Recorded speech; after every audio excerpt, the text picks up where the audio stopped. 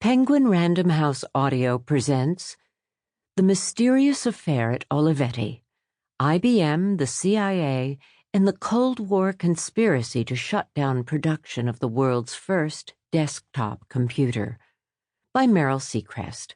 Read for you by Susan Denaker.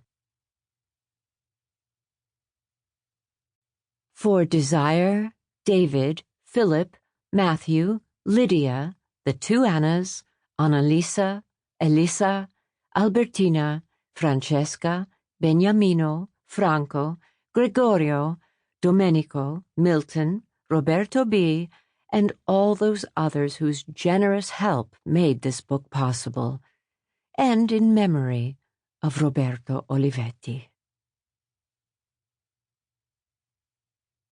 Of truth we know nothing, for truth lies at the bottom of a well.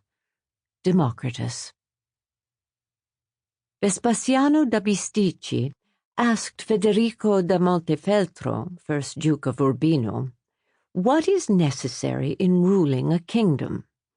The Duke replied, "Essere umano," to be human. Kenneth Clark, Civilization. Preface. This book came about in a curious way. Like most authors, I had assembled a collection of short stories, but had never sold any of them. One of them seemed rather better realized, so I read it carefully. It described a weekend in Washington I had spent with Roberto, the son of Adriano Olivetti, the charismatic figure who had guided the fortunes of this family-owned Italian office equipment company during and after World War II. My good friend, Caroline Scott Despard, had fallen in love with Roberto when she was living in Italy after the war. However, she broke the engagement, moved back to the U.S., and was planning to marry someone else that particular Halloween Saturday night of 1964. Roberto, who happened to be in New York, called her out of the blue. He wanted to fly to Washington and take her out to dinner. She, in a panic, called me. She was bringing her new amour, Sam, to the dinner without telling Roberto. Would I come too? I joined them rather reluctantly and spent what was left of the weekend taking Roberto around the city. I never saw Roberto again. I discovered that in Dinner with Roberto, I had attempted a character study of this interesting engineer, a personal portrait, because I never asked him about his company, which, as I understood eventually, was in crisis just at that moment. It suddenly became important to know whatever had happened to Roberto. I looked up his obituaries. He died in 1985 at the age of 57. The obituaries would not give the cause of death. For reasons that will become clear, I was convinced he must have died in a car accident. I persisted and finally made telephone contact with Roberto's only child, Desire, living in Italy. That illuminating conversation led to other discoveries. These included the news that Olivetti had invented the world's first desktop computer, a fact that is not reported in most computer histories. The company itself is now defunct.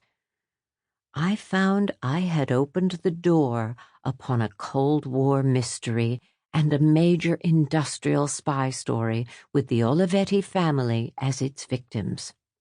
This account is the result. 1. Oranges. Carnival time in Ivrea, Italy, is celebrated each year, as in many other parts of the world, as a riot of exuberant excess before the sobering arrival of Lent. It is sometimes referred to as a carnival, and at others as the Festival of the Red Caps and the Battle of the Oranges. Both are relevant because this annual ritual can be traced back for at least 1,000 years. Historians believe it began as a fertility rite. Remnants of its ancient past can still be discerned. It ends, as it always has, with the burning of a tree, thought to refer to the ancient idea that if you wanted a bountiful spring, someone or something had to pay for it. The custom of wearing a red cap came about during the French Revolution in sympathy and solidarity. But when or why oranges became part of the proceedings, no one really knows. That sunny, succulent fruit is not grown in these parts, which tend to have very cold winters. Ivrea, a town in Piedmont, is picturesquely silhouetted right up against the Alps. But some kind of battle is certainly part of the legend that has been handed down, a fable that insinuated itself into the festival in the 19th century and gradually took over. Time moves so slowly in Ivrea that what is measured in decades in most parts of the world is calculated in centuries here. As the story goes, a tyrannical baron in the Middle Ages demanded such a ruinous increase in taxes that his subjects were close to starving.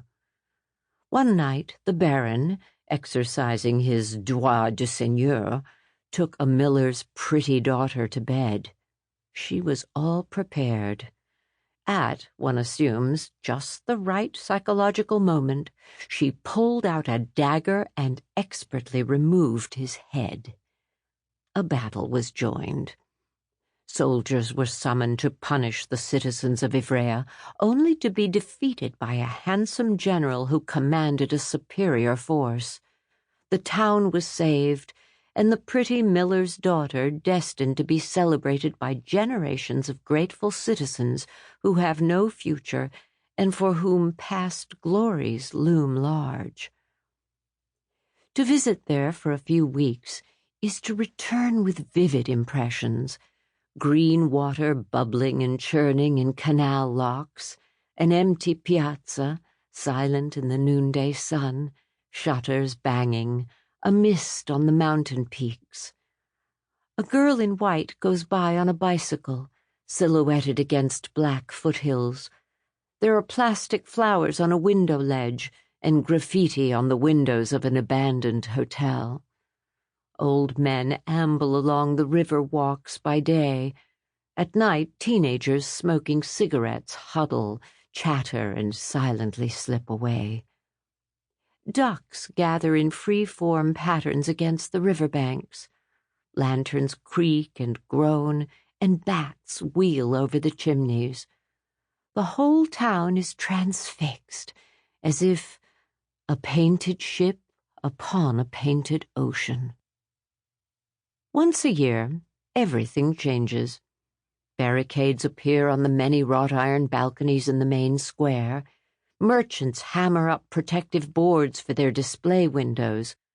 Residents begin to string up flags and bunting in the narrow alleys. Deliveries roll in. Everywhere boxes are unloaded. The town is stirring, roused from its somnambulism, or perhaps ennui. Elaborate floats are repainted. These will carry the groups of barons' men who face the usual barrage of oranges that will end in the usual way, however well protected by plenty of padding and some steel helmets. There will be almost 1,000 actors descending from the hillsides and arriving from as far away as Sicily. Sicilians are in particular demand because of their accurate aim, and spectators will also be arriving in their tens of thousands. The supply of ammunition, crates of oranges laid out along the narrow alleys and lined up on the walls of the squares, is practically limitless.